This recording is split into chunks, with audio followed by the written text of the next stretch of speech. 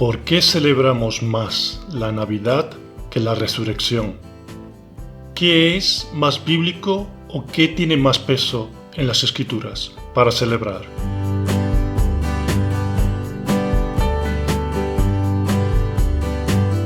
Creo que muy fácilmente todos estaremos de acuerdo que se celebra y festeja muchísimo más la Navidad o el nacimiento de Jesús que la resurrección de Jesús. Sin embargo, es lícito preguntarse si realmente lo estamos haciendo bien y si es del agrado de Dios. Este estudio no pretende estar de ninguna manera en contra de ninguna de las celebraciones, sino simplemente reflexionar sobre qué se habla más en el Nuevo Testamento y si a eso de lo que se habla más habría que celebrarlo más.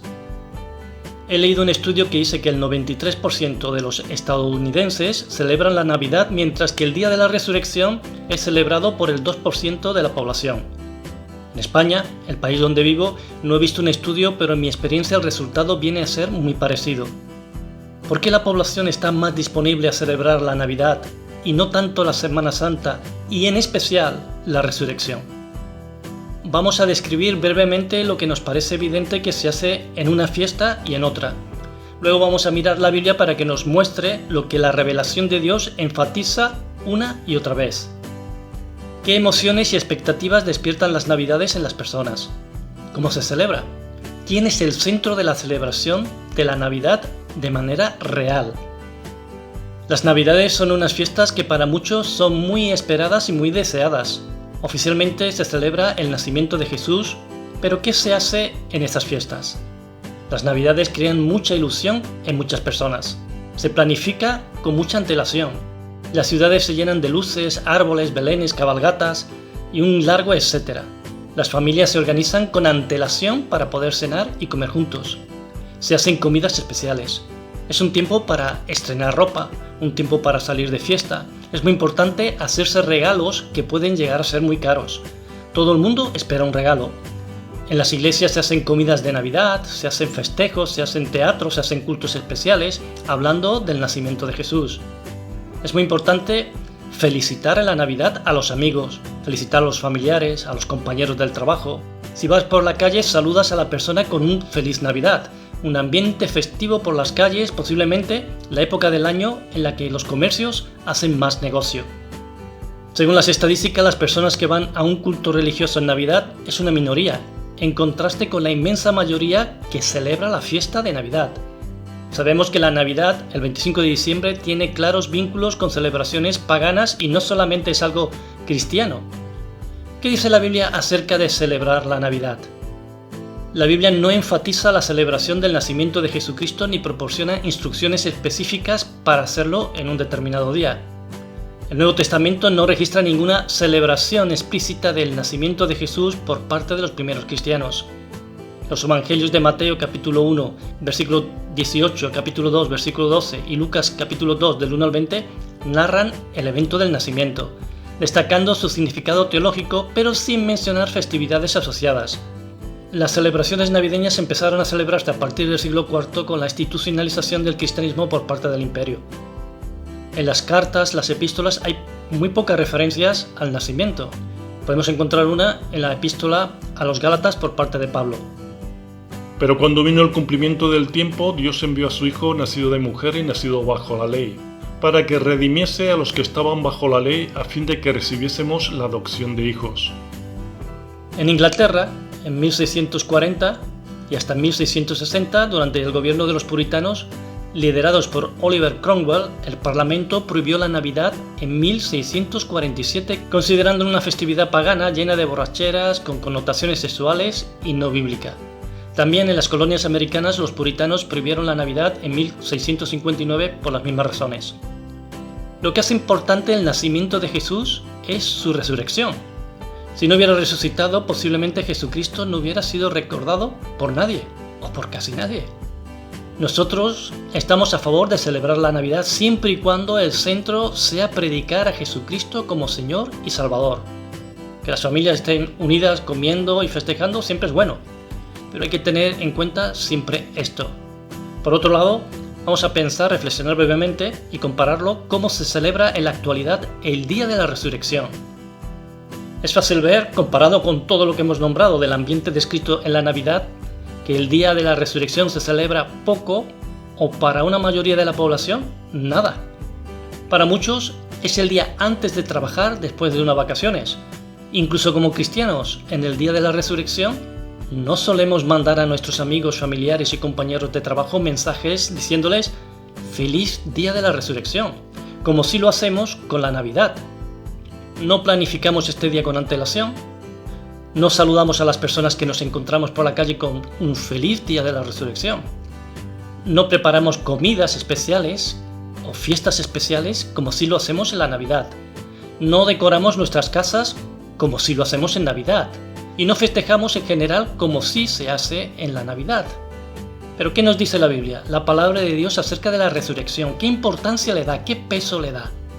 ¿Cómo de importante era para los primeros cristianos? ¿Y cómo queda reflejado en el Nuevo Testamento, en las epístolas, en el libro de los Hechos, en el Apocalipsis? Vemos que la resurrección es tan importante que es citada en los 4 evangelios, ocupando 2 a 4 de los últimos capítulos de cada evangelio. Por ejemplo, el Evangelio de Marcos y Mateo, el tema de la resurrección ocupa entre el 10 y el 15% de cada uno de ellos. Además, es citada directa e indirectamente en multitud de ocasiones que no contamos aquí. Hechos de los Apóstoles. La resurrección es central en los sermones de los apóstoles. Aproximadamente un 20 o un 25% del contenido menciona o alude directamente a la resurrección, ya que es la base de la predicación cristiana primitiva. Las epístolas. Las cartas de Pablo, como 1 de Corintios 15, dedican capítulos enteros a la resurrección.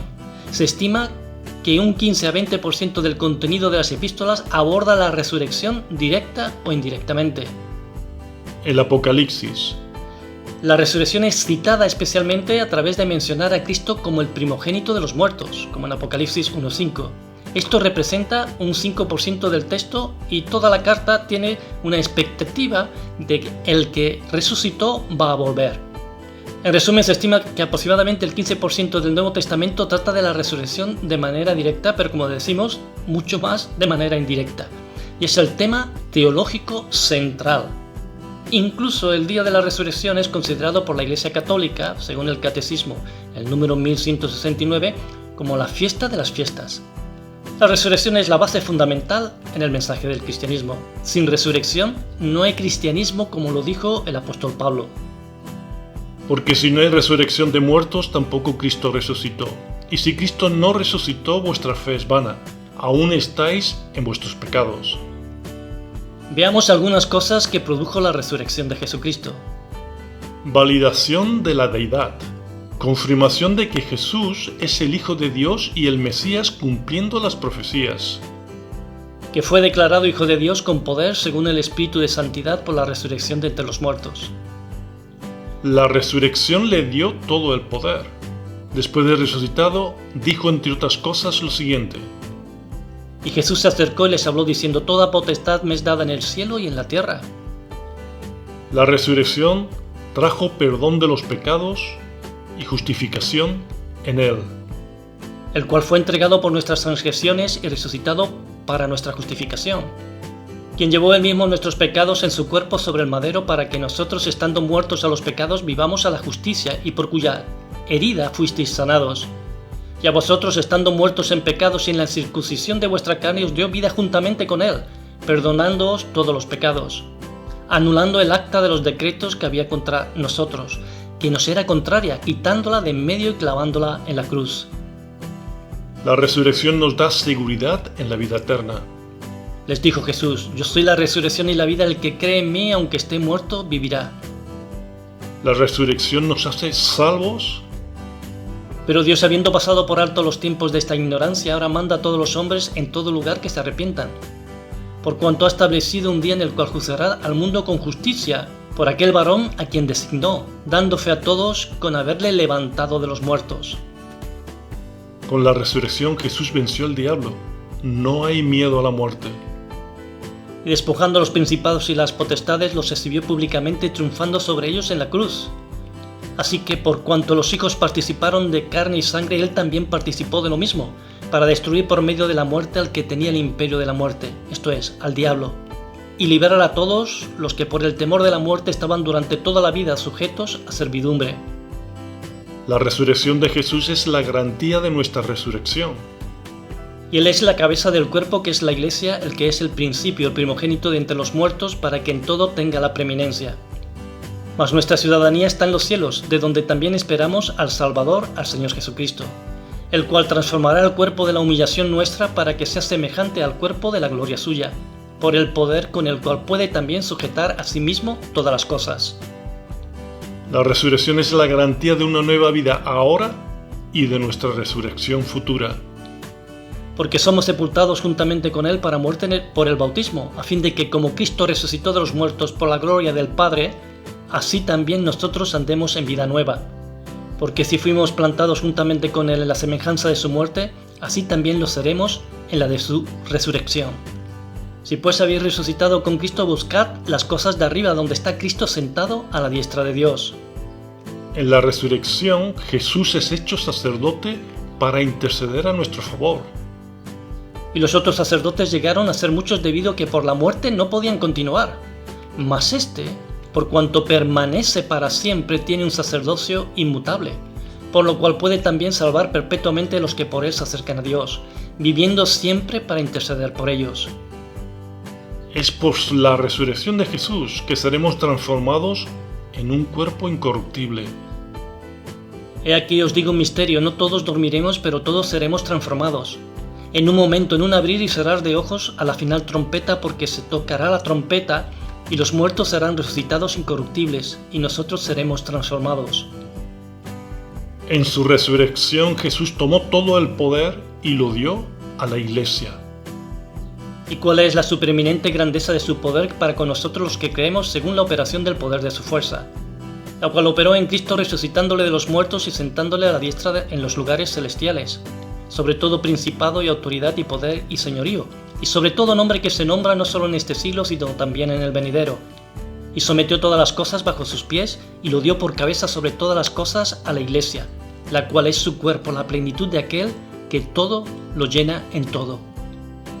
La Santa Cena tiene sentido con la resurrección y la espera de su segunda venida. Así pues, todas las veces que comiereis este pan y bebiereis esta copa, la muerte del Señor anunciáis hasta que Él venga. En resumen, podemos decir que la Navidad es más popular y más celebrada porque tiene un mayor enfoque en satisfacer y exaltar a las personas que se convierten en el centro de los regalos y de las fiestas. Como decían los puritanos, la han convertido en una fiesta carnal donde el centro está el hombre y no Cristo.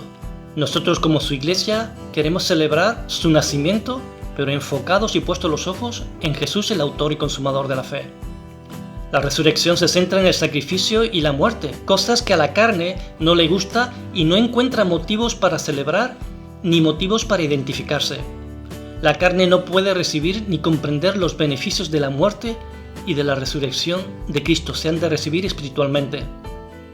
Desde promesas de Dios os animamos a poner vuestros ojos en aquel que venció la muerte y nos redimió de todo pecado para permitirnos entrar en la presencia de Dios y darnos vida eterna. Y cuando llegue el día de la resurrección, si Dios permite, que sepamos celebrarla y honrar al Señor.